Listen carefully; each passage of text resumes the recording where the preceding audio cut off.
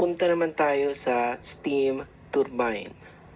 As for the definition, ito yung sa steam turbine. It is a prime mover for the conversion of heat energy of steam into work on a revolving shaft utilizing fluid acceleration principles in jet and vane machinery. So ito yung ginagamit sa steam power plant. So ito yung itsura ng ating steam turbine. So kung saan papasok dito yung ating steam carrying the enthalpy. In this case, that would be our point 1. Then dadaan yan dyan sa turbine. Tapos lalabas yan. And magkakaroon din niya ng enthalpy. That would be the point 2.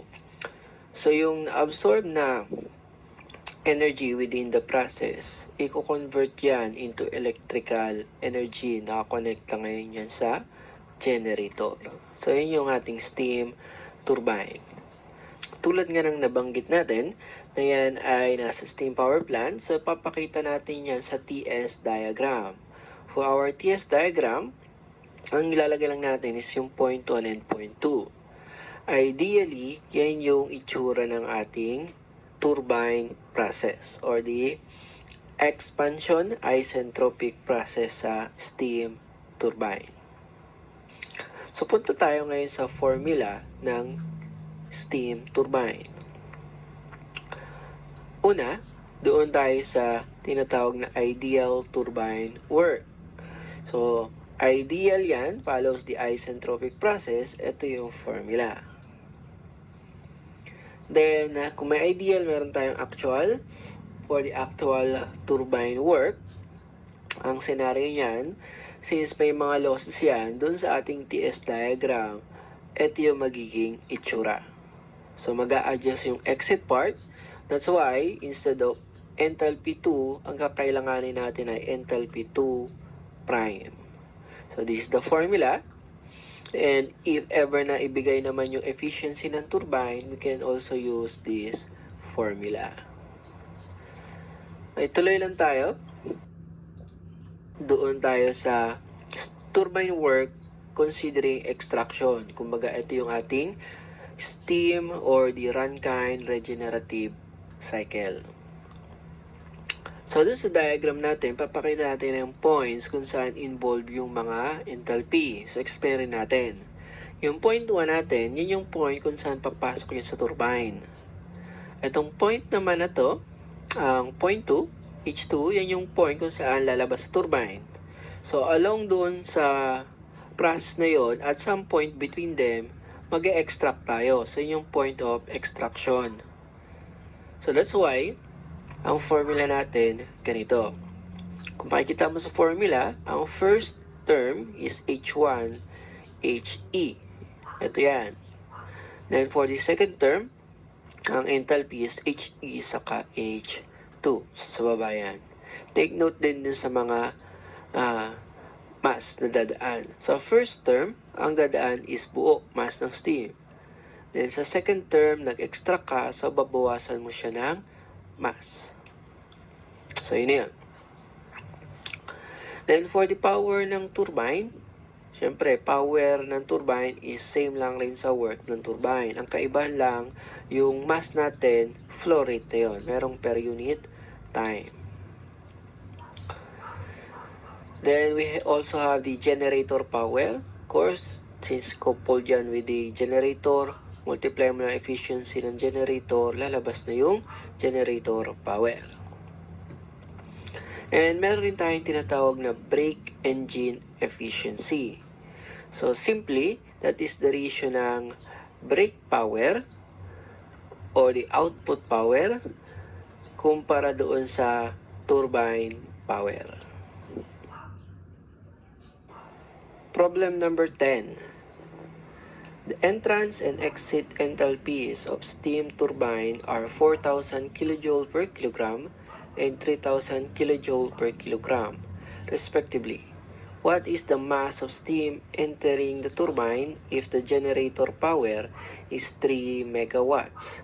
and generator efficiency is 90%.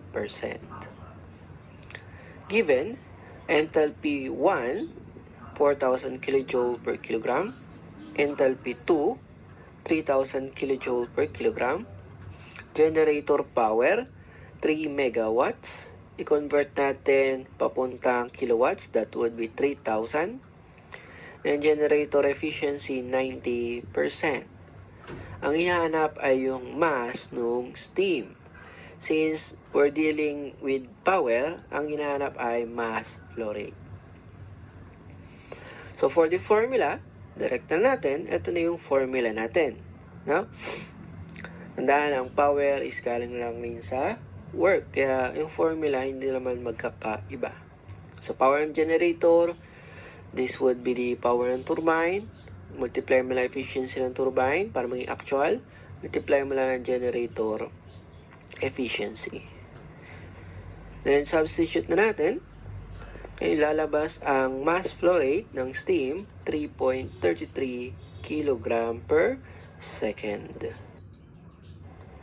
Problem number 11. Steam enters the turbine at the rate of 11,000 kg per hour with enthalpies of 3,000 kJ per kilogram and 1,000 kJ per kilogram at entrance and exhaust respectively. Steam is extracted from the turbine at 3,500 kg per hour for heating purposes with enthalpy of 2,700 kJ per kilogram. Calculate the turbine work. Given, mass flow rate ng steam, 11,000 kg per hour, enthalpy 1, 3,000 kJ per kilogram, enthalpy 2, 1,000 kJ per kilogram, mass ng extracted, 3,500 kg per hour, enthalpy doon sa extracted is 2,700 kJ per kilogram. Ang hinahanap ay yung turbine work. Since flow rate yan, direct na natin sa turbine power. So, solution natin dito, dalawang part yan. Kasi isa yung extraction, so nahati yan. We have turbine 1, turbine 2. And this is the formula. Anyway, kung tinandaan naman yan, pwede na tayo dumirekta dyan. Substitute lang natin since given na naman lahat. Then we will arrive to our answer. Power ng turbine, 16,050,000 kJ per hour. Okay na siguro yan. Pwede naman i-convert sa kilowatts kung necessary.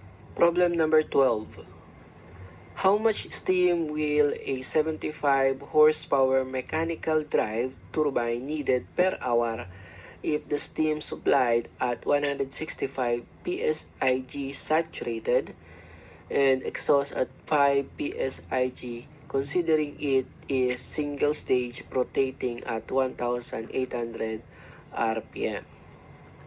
Note, from table and chart readings, enthalpy 1 at 165 psig saturated is 1,198 BTU per pound. Enthalpy 2 at 5 psig after isentropic expansion is 1,035 BTU per pound. The brake engine efficiency for a single stage 75 horsepower at 1,800 RPM is 23%. A given would be the brake power, 75 horsepower, enthalpy 1, 1,198 BTU per pound, enthalpy 2, 1,035 BTU per pound, brake engine efficiency 23%. At ang hinahanap ay yung mass flow rate doon sa steam. Right, for our solution, i-define natin from the given yung tinatawag na brake engine efficiency. Okay, for that, since given yung brake power, define natin ang turbine power by this formula. Mapapansin natin lahat ay halos given na. So, simply substitute na lang natin. So, sundan lang yung pagsasubstitute, no? Since English units to, lagay natin yung units para hindi mawala. So, for brake power, we have 75 horsepower. Convert natin into BTU. Since ang hinahanap sa problem ay in terms of per hour, so i-convert papuntang BTU per hour. Ito yung conversion. So, cancel ngayon yung horsepower, then, syempre, sa ilalim, cancel yung BTU. So, may iwan ang unit ng pound saka hour. So, we have mass flow rate 5,091.36 pounds per hour.